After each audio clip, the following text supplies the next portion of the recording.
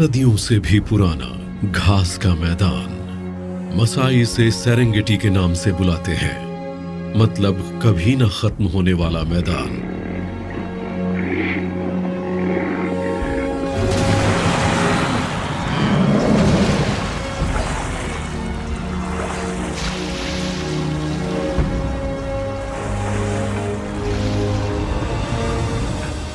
सदियों से चला आ रहा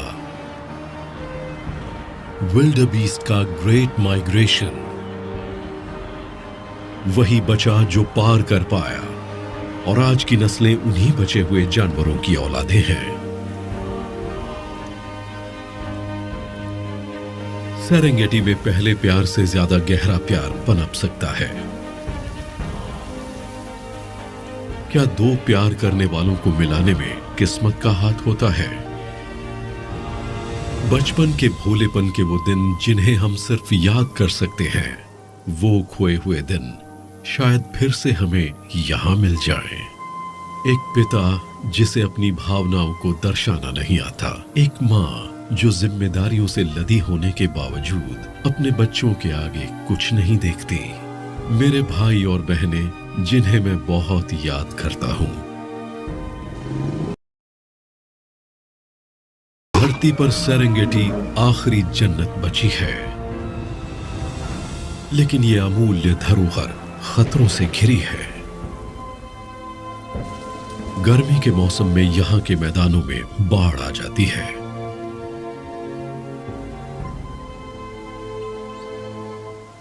और बारिश के मौसम में यहां तपती हुई गर्मी पड़ती है। आखिर इन घटनाओं के पीछे वजह क्या है?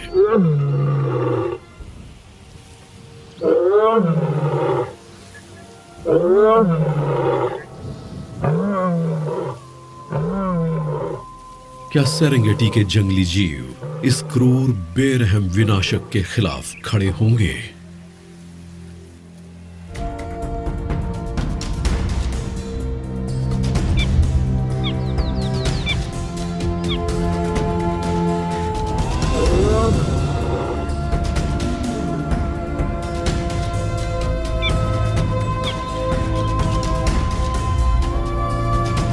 Big cats of the Serengeti.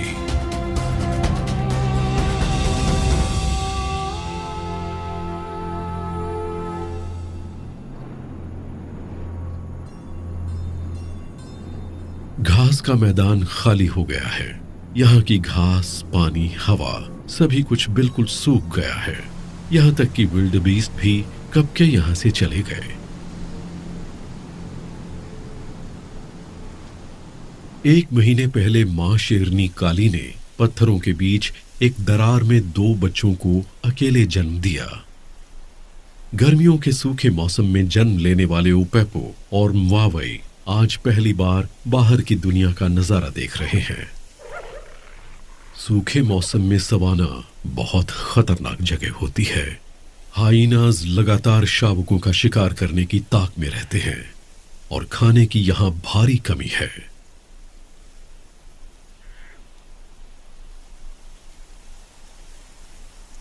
आखिर सारा परिवार कहां चला गया? उनके बिना तो ये अकेले इन बच्चों की सुरक्षा नहीं कर पाएगी। इसे 1 महीना हो गया कुछ भी खाए हुए। अब तो ये बच्चों के लिए उतना दूध भी नहीं बना पा रही है। खाने की कमी के कारण बच्चों के बाल झड़ने शुरू भी हो गए हैं। इसे जल्द ही कुछ करना होगा।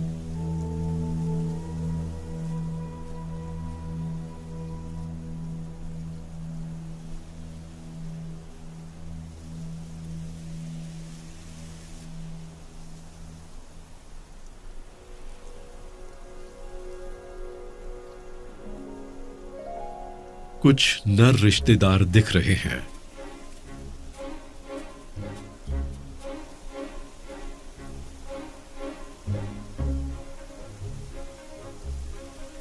ये उपेपो और मावई दोनों को इनके पिता सिम्बा के पास ले जाती है, लेकिन वो अपने सबसे छोटे बेटों पर कोई प्यार नहीं लुटाता, जैसे कि कई परिवारों में आम देखने को मिलता है। 4 शेर, 8 शेरनियां और उनके बच्चों सहित इस झुंड की गिनती 20 से भी ज्यादा है, दूसरे ज्यादातर परिवारों से दुगनी। ये अच्छा है कि बच्चे यहाँ सबके साथ मिलजुल कर रहते हैं, लेकिन मुश्किल ज्यों की त्यों है। सूखे के मौसम में सबकी भूख बढ़ रही है।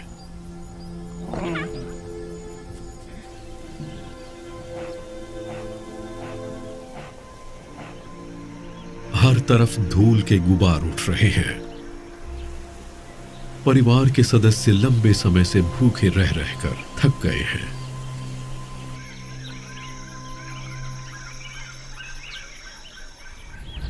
काली उठ गई।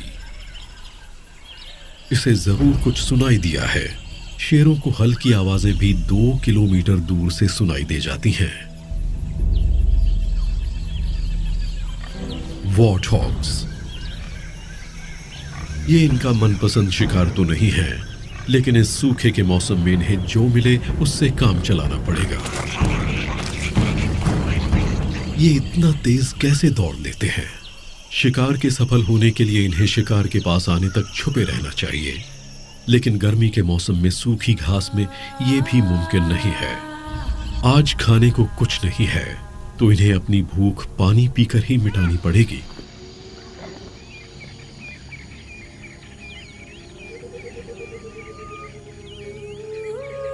सवाना में गुलाबी सुबह खिल गई।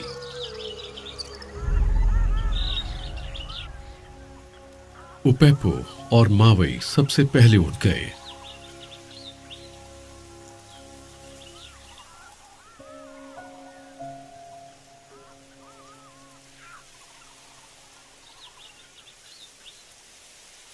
बच्चे तो खेलने में मस्त हैं, लेकिन उनकी मां की उन्हें दूध पिलाने की समस्या ज्यों की त्यों है।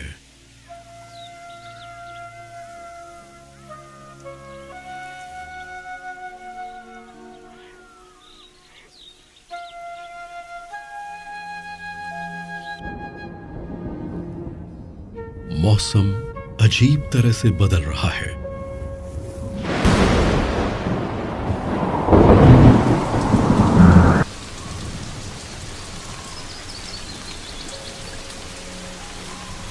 हालांकि अभी बारिश का मौसम काफी दूर है, लेकिन सूखी घास पर पानी की बूंदें पड़नी शुरू हो गई हैं। पिछले कुछ सालों से सेरेंगेटी का मौसम बिल्कुल असामान्य हो गया है।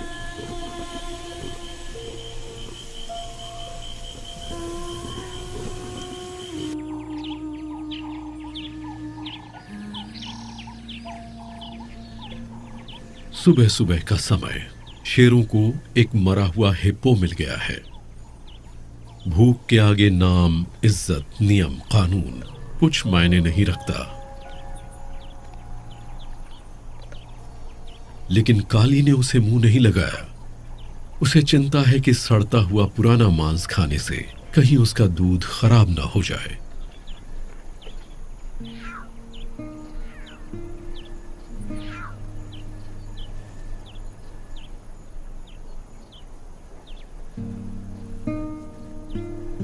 लेकिन अब बच्चों को पिलाने के लिए उसके पास दूध भी नहीं बचा है। आखिर बच्चों को बाप के पास छोड़कर वो चुपचाप मरे जानवर की तरफ चल पड़ी। अब वो अपने बच्चों को और तड़पता नहीं देख सकती।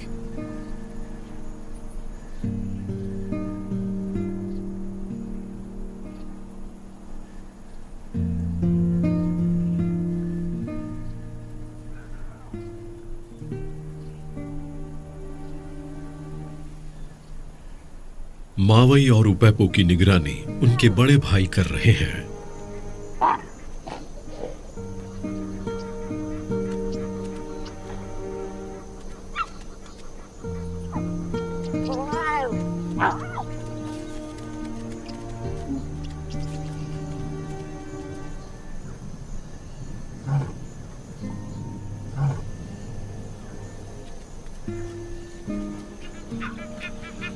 वापस आकर काली ने दोनों बच्चों को अपने पास बुलाया ताकि वो भी अपना पेट भर सकें।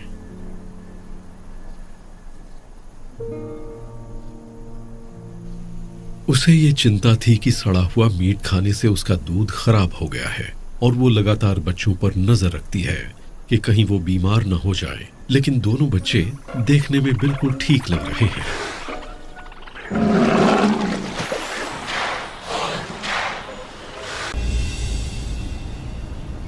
बारिश से सेरेंगेटी में निखार आ गया है। हर तरफ हरियाली और चहल पहल का नजारा है, लेकिन मोटो की जिंदगी में नहीं।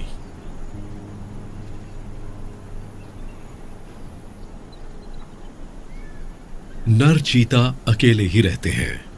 अकेलापन ही उनका परिवार और साथी है। इस दूर दूर तक फैले मैदान में उसे सिर्फ खुद पर ही निर्भर रहना होगा। एक जंगली चीता की यही जिंदगी है।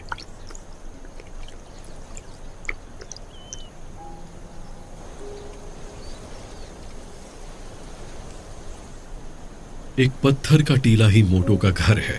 कभी कभार शेर भी वहां चक्कर मार जाते हैं, लेकिन मोटो के लिए इस जगह की ऊंचाई से अपना अगला शिकार ढूंढना बहुत आसान है। लगता है आज का दिन अच्छा है।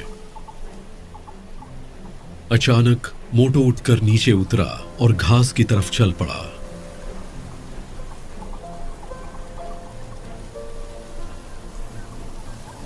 एक खूबसूरत सी मादा चीता दिखी, न्योटा।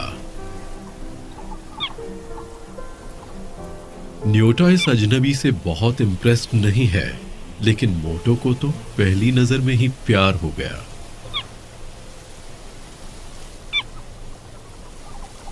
मोटो बेधड़क न्योटा के पास आता है, लेकिन न्योटा को मोटो का ऐसे बेहिचक उसकी तरफ बढ़ना ज्यादा पसंद नहीं आया।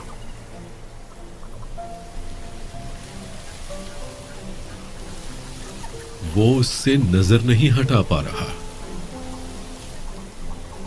न्योटा उसके इस तरह पीछे पड़ने से झुंझला जाती है और उसे दुत्कार देती है।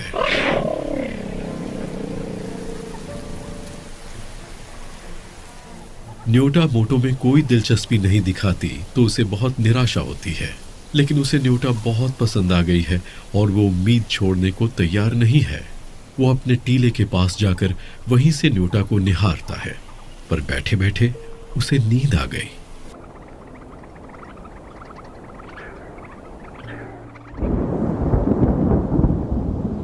अरे ये क्या हुआ? पता नहीं वो उस नर्म धूप में कितनी देर सोता रहा और इधर न्योटा गायब हो गई। इसे अपने आप पर गुस्सा आ रहा है कि ये सो गया। इतनी बारिश को भी आज ही आना था। आखिर न्योटा गई कहां? मोटो बहुत बेचैन हो गया। उसे न्योटा को जल्दी ढूंढना होगा, इससे पहले कि उसकी खुशबू बारिश के पानी से धुल जाए।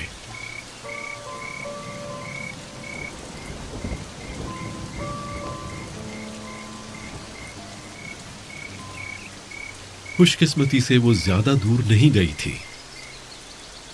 इतनी जोरदार बारिश में भी मोटो ने उसे ढूंढ ही लिया था। वो वाकई उस पर लट्टू था। आखिर न्योटा को मोटो की जिद के आगे झुकना पड़ा। मोटो अब अकेला नहीं है। उसे अपने प्यार का साथी मिल गया है, जिसके साथ वो अपने दिन रात, खाना पीना, दुख सुख सब कुछ बांट सकता है। अब उसे अकेलापन नहीं सताएगा। उसे वो सब कुछ मिल गया है जो उसे जिंदगी में चाहिए था।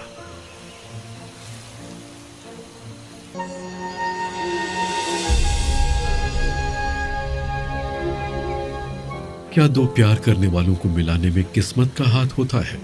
मोटो और न्योटा आखिर पहले दोस्त, फिर प्रेमी और फिर एक परिवार बन जाएंगे। न्योटा मोटो के पास लेट गई। उसकी सारी हिचक खत्म हो गई है। अब वो मोटो के साथ परिवार शुरू करने को तैयार है।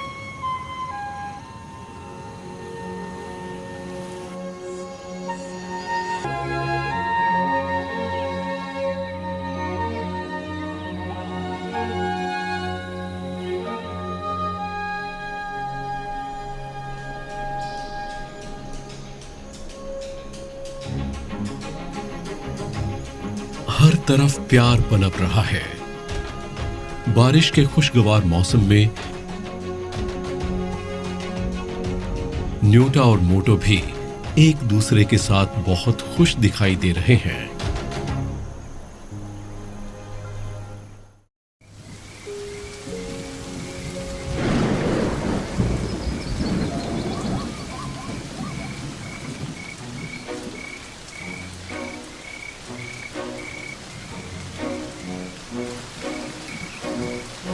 इस शावक ने अपने छोटे से जीवन में इससे पहले कभी बारिश नहीं देखी। इसके लिए तो ये सब कुछ बिल्कुल नया है। बारिश के रुकते ही गीली मिट्टी पर नई घास उगनी शुरू होगी और शाकाहारी जानवर बढ़ जाएंगे। जानवरों के प्रजनन का समय आ गया है। बस कुछ ही दिनों की बात है।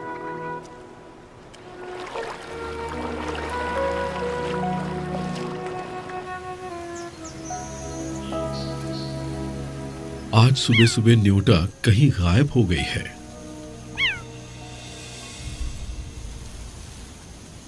उसकी गंध तो अभी भी आसपास है, तो फिर वो चली कहां गई?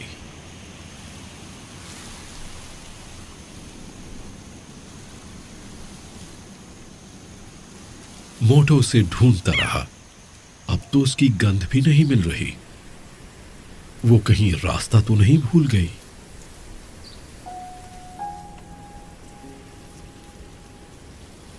मोटो ने न्योटा को ढूंढने में कोई कसर नहीं छोड़ी।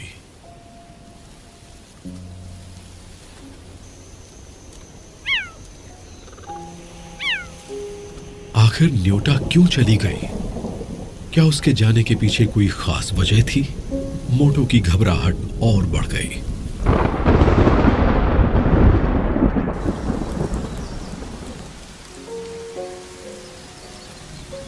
मोटो को अभी भी न्योटा नहीं मिली। बारिश में न्योटा की खुशबू और पहचान धुलती जा रही है, और साथ में वो निशान भी जो मोटो ने उसके लिए छोड़े थे। अगर उनकी महक गायब हो गई तो वो कभी भी एक दूसरे को ढूंढ नहीं पाएंगे। न्योटा किसी मुश्किल में ना हो। उसे शायद पता भी नहीं कि मोटो उसे ढूंढने के लिए कितना परेशान है।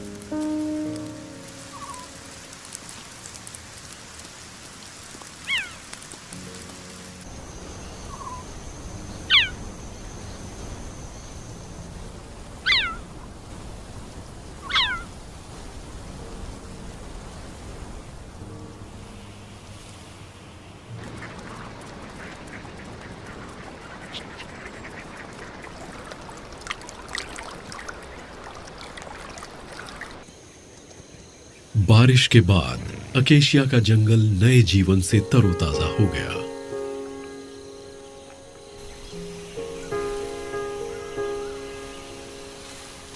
न्योटा अकेशिया के पेड़ों के पास ही है। उसकी तबीयत कुछ ठीक नहीं है।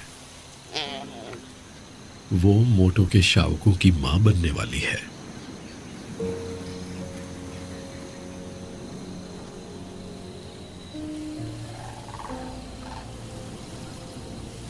मोटो को न्योटा को ढूंढते हुए अब कई दिन बीत गए हैं।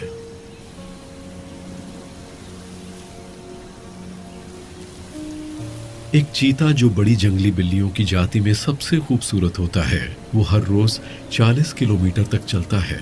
और चूंकि मोटो ने शिकार नहीं किया बल्कि सिर्फ न्योटा को ढूंढा है, तो मुमकिन है वो इससे भी ज्यादा चला हो।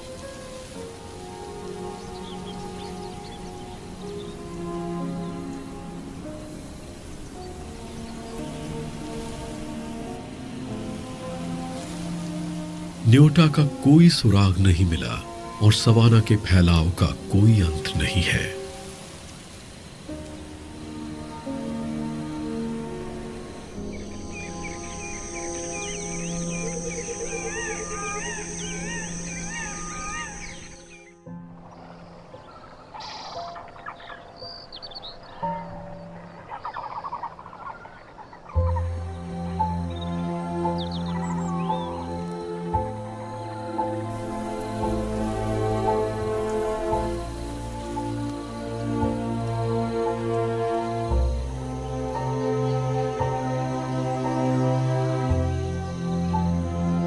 रोज की तरह आज फिर मोटो न्योटा को ढूंढने निकल पड़ा।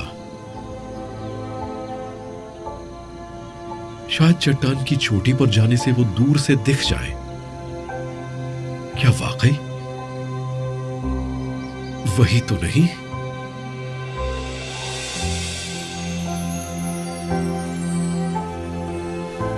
मोटो तेजी से भागा।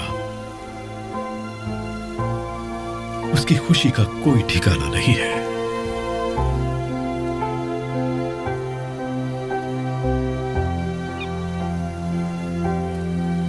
आखिर उसे न्योटा मिल ही गई, जिसे देखने को वो तरस रहा था।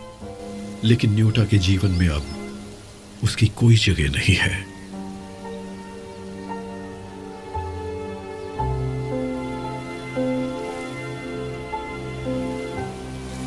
मां बनने के समय अपने साथी से दूर हो जाना और जब बच्चे बड़े हो जाएं तो उन्हें भी त्याग देना, यही एक मादा चीता की जिंदगी है। सेरेंगेटी में सदियों से पीढ़ी दर पीढ़ी यही प्रथा चली आ रही है। मोटो को इसी बात का डर था। उसने बहुत कोशिश की, लेकिन न्योटा अपने फैसले से टस से मस नहीं हुई। मोटो के हाथ में अब कुछ भी नहीं था।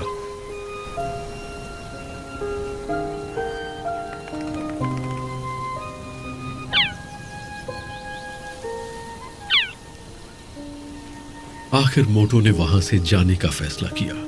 उसे न्योटा की इच्छा का मान रखना था। उसके बाद न्योटा भी अपने रास्ते पर चल पड़ी। दिल पर पत्थर रखकर दोनों ने अपना रास्ता बदल लिया। नए जीवन को दुनिया में लाना एक बहुत बड़ी जिम्मेदारी है।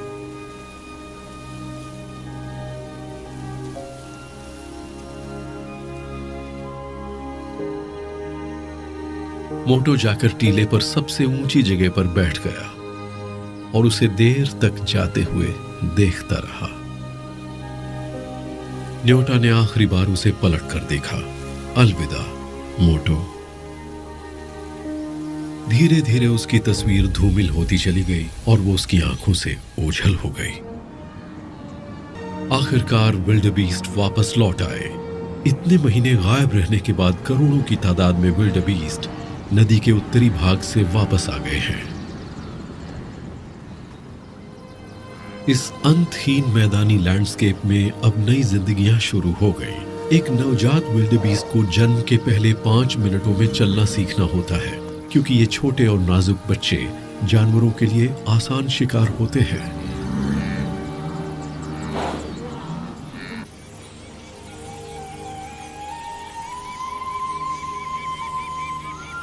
सेरेंगेटी में अगली पीढ़ी की शुरुआत हो गई है।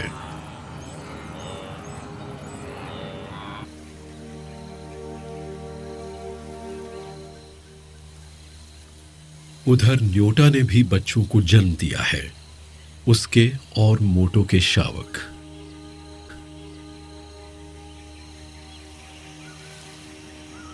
उसने पानी के एक कुंड के पास अपना घर बनाया है।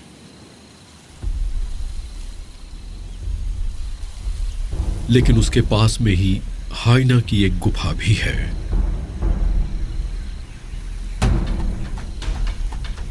न्योटा जल्दी से पास की झाड़ियों के अंदर गई।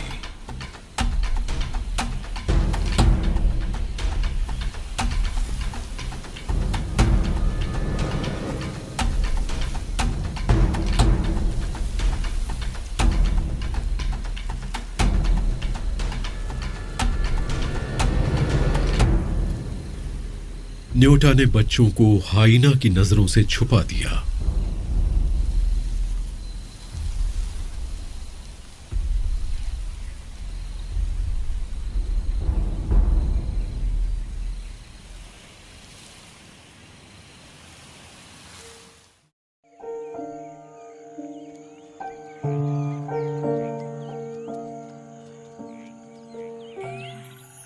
खुले मैदानों में विल्डेबीस्ट और ज़ेब्रा की भीड़ जमा हो गई है।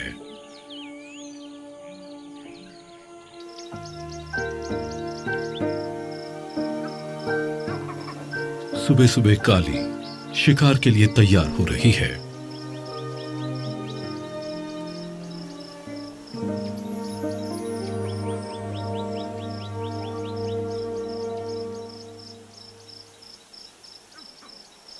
उसके शिकार से वापस आने तक बच्चों को छुपे रहना होगा। ऐसे जंगलों में बच्चों पर हर तरफ से हमले का खतरा बना रहता है। काली और झुंड की बाकी बड़ी शेरनियां विल्डरबीस्ट की तरफ चल पड़ी। आज इनका बड़ा भाई भी इनके साथ है। हमले का पहला चरण है अपने शिकार को अच्छी तरह चुनना। फिर दूसरा चरण है उसकी तरफ बिना दिखे बढ़ना।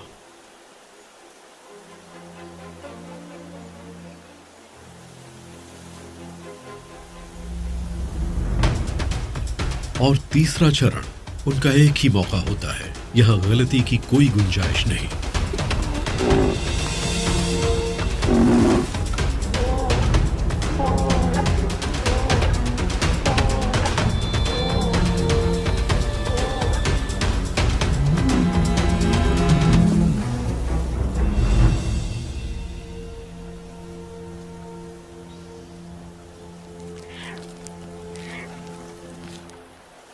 शेर अपने परिवार के साथ बहुत जुड़े होते हैं।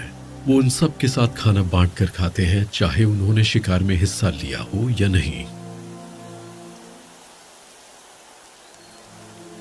लेकिन इतने बड़े परिवार का पेट भरने के लिए एक विल्डरबीस्ट काफी नहीं होता, खासतौर पर जवान होते हुए बच्चों के लिए।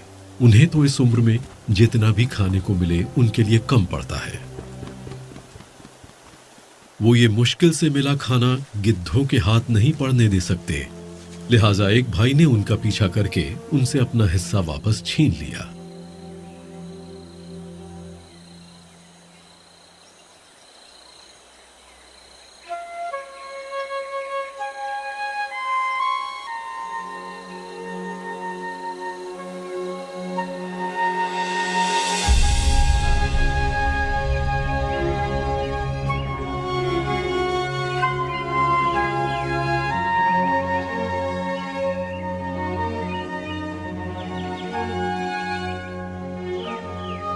धीरे धीरे हर तरफ फूल खिलने शुरू हो गए। सवाना में बहार आ गई है। इस समय हर चीज की भरमार है। सेरेंगेटी में बारिश का मौसम अपने चरम पर पहुंच गया है। शेरों के परिवार में एक नई समस्या खड़ी हो गई है। शायद मावई को सांप ने काट खाया है। उसके गले में सूजन आ गई है और उसे सांस लेने में मुश्किल हो रही है। उसकी मां काली को उस पर तरस आ रहा है। उसे अफसोस है कि उसका जन्म सूखे के दिनों में हुआ। उस वक्त हुई खाने की कमी से उसका शरीर कमजोर हो गया है और गले की सूजन से अब उसे ठीक से सांस नहीं आ रही। वो खुलकर खेल भी नहीं सकता।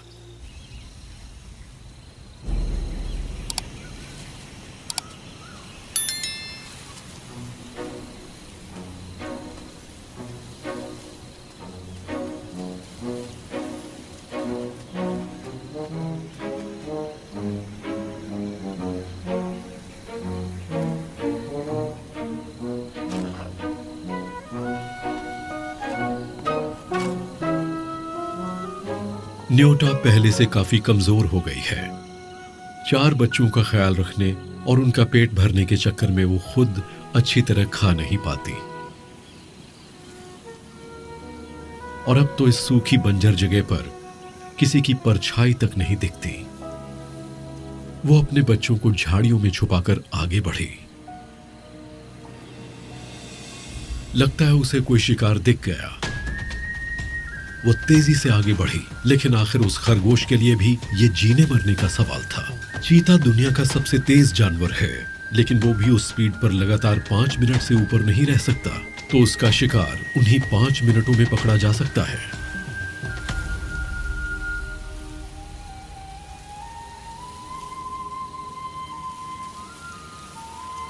पता नहीं इसने कितने दिनों से नहीं खाया है, लेकिन फिर भी ये अपनी भूख की परवाह न करके बच्चों को खाने देती है और चारों तरफ नजर रखती है।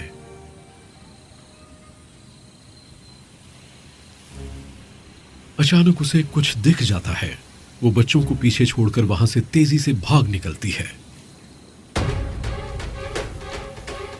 एक शेरनी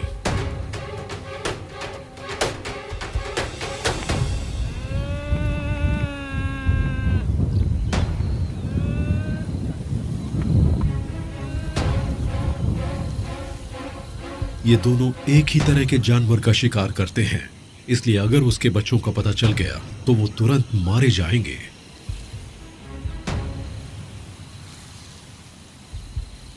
न्योटा शेरनी को बच्चों से दूर ले जाने की कोशिश करती है।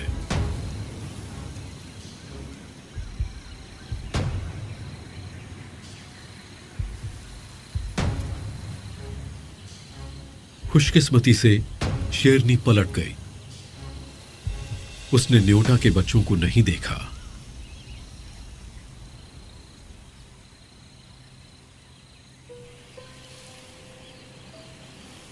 न्योटा ने वहां से कहीं और चले जाने का फैसला किया। आज वो और उसके शावक बाल बाल बच गए, लेकिन हर बार किस्मत उनका साथ नहीं देगी। बस शेरनी को पता चलने की देर है।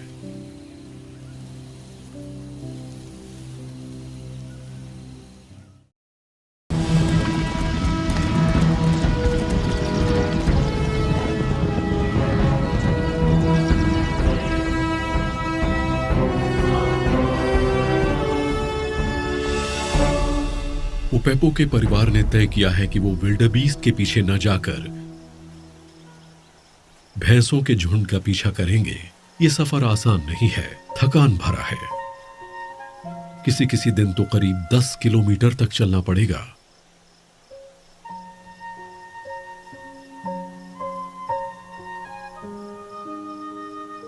सांप के काटने से मावे की हालत पहले से बदतर हो गई है। उसकी एक आंख खराब हो गई है और कई जगह से उसके बाल गिरने शुरू हो गए हैं। इतने लंबे सफर की मेहनत उसका शरीर नहीं झेल पा रहा है।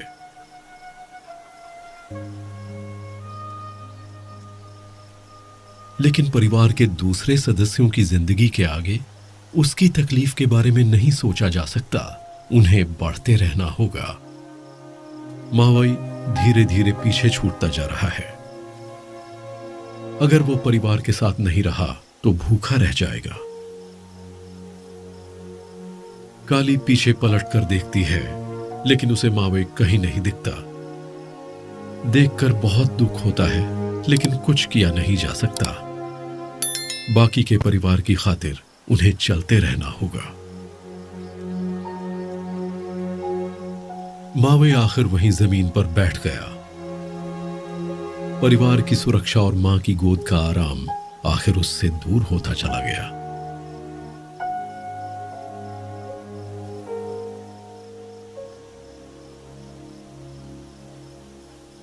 पिता सिम्बा भी घूमकर मावे की छोड़ी हुई खाली जगह को देखता है।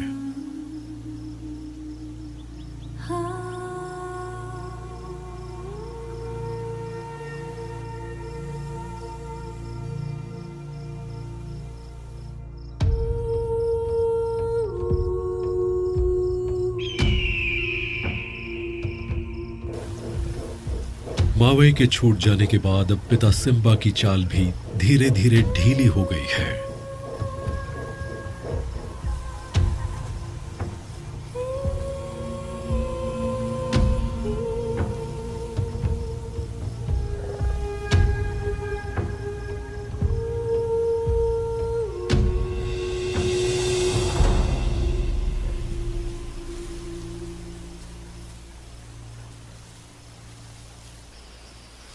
उपेपो के परिवार ने पहले ही मावे को खो दिया है। एक और सदस्य खोना उनके लिए बहुत बड़ा झटका होगा।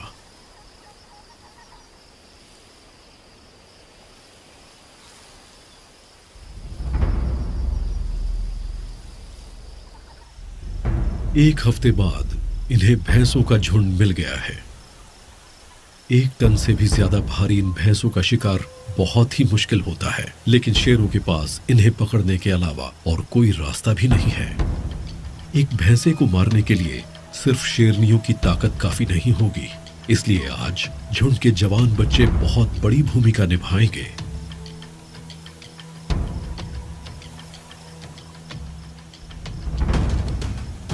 शिकार शुरू हुआ। मादा काली शिकार को उस तरफ खदेड़ती है जहां बाकी सदस्य छुपे हैं। भैंसे को काबू में करने के लिए उन्हें उसकी रीढ़ की हड्डी पर हमला करके उसे बेकार करना होगा।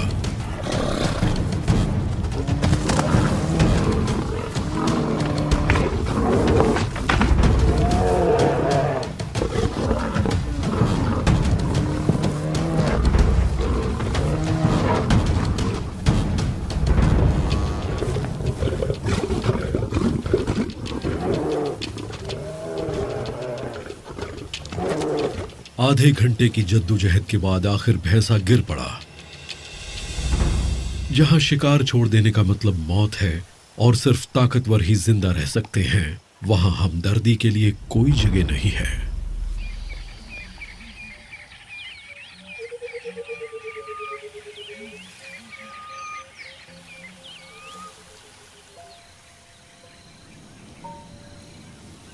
मोटो बहुत दूर निकल आया है। झील पूरी तरह सूख गई है और जिंदा जानवरों का कहीं कोई नामो निशान नहीं है। मोटो अब फिर से अकेला जीने लगा है। अब वो फिर से अकेला खाता है, अकेला पीता है, जैसे न्यूटा के मिलने के पहले रहता था।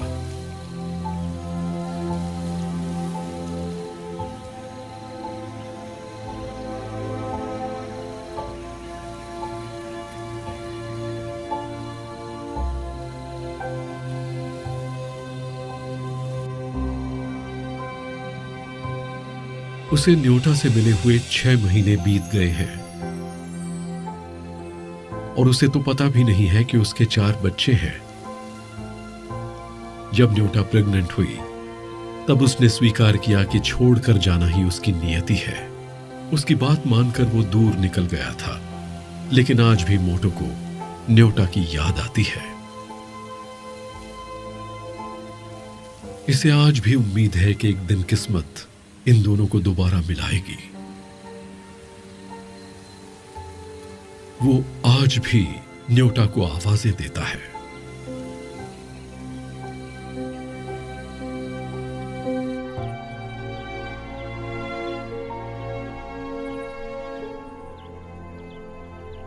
उपेपो के परिवार को एक छोटी सी पहाड़ी में शरण मिल गई है, जहां से उन्हें सब कुछ साफ दिखाई देता है। मुश्किल सफर खत्म हो गया है। हर तरफ शिकार ही शिकार है।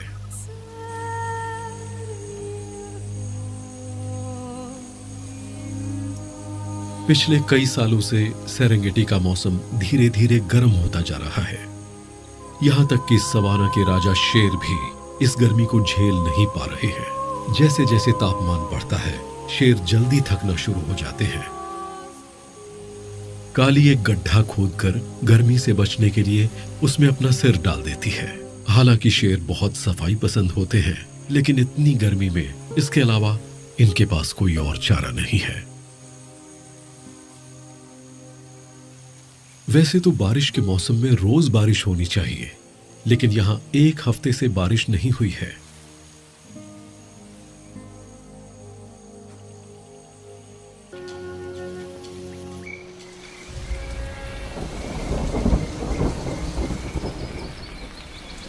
दोपहर को आसमान बादलों से ढक गया और मैदान में चारों तरफ अंधेरा छा गया।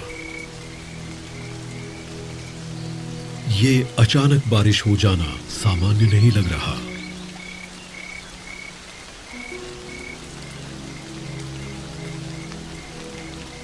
हालांकि वर्षा ऋतु में लगातार तेज बारिश होना आम बात है, लेकिन इस तरह अचानक मूसलाधार बारिश होना अजीब है। आज का सेरेंगेटी न्यूटा के लिए पहले के सेरेंगेटी से बहुत अलग हो गया है। चाहे गर्मी का मौसम हो या बारिश का, दोनों अब पहले जैसे नहीं रहे। ऊपर से शिकार की कमी के कारण उसका अपने विरोधी शेरों के साथ आए दिन टकराव होता रहता है। उसके बच्चे अभी भी उसकी नजर में इतने बड़े नहीं हुए। क्या वो इस अनजान सवाना में अपने बच्चों को अकेला छोड़ने की हिम्मत जुटा पाएगी?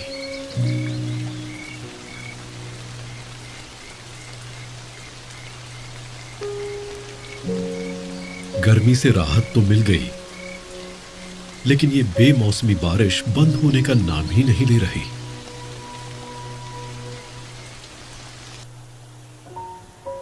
पिता सिम्बा अब परिवार से बिछड़कर अकेला हो गया है। पैर से घायल होने के कारण वो पीछे रह गया। उपेपो के परिवार ने पिछले साल भर में 240 किलोमीटर का सफर तय कर लिया है। सिम्बा ये समझता है कि इस घायल पैर के साथ वो अब अपने परिवार की रक्षा करने के लायक नहीं रह गया। उसका वक्त अब पीछे छूट गया। कभी वो भी एक बांका जवान और ताकतवर शेर था जो अपने परिवार और बच्चों के साथ खुश था, अपने झुंड को एकजुट और सुरक्षित रखता था। आज उसने उसी परिवार के लिए सब छोड़कर अकेले रहना मंजूर कर लिया।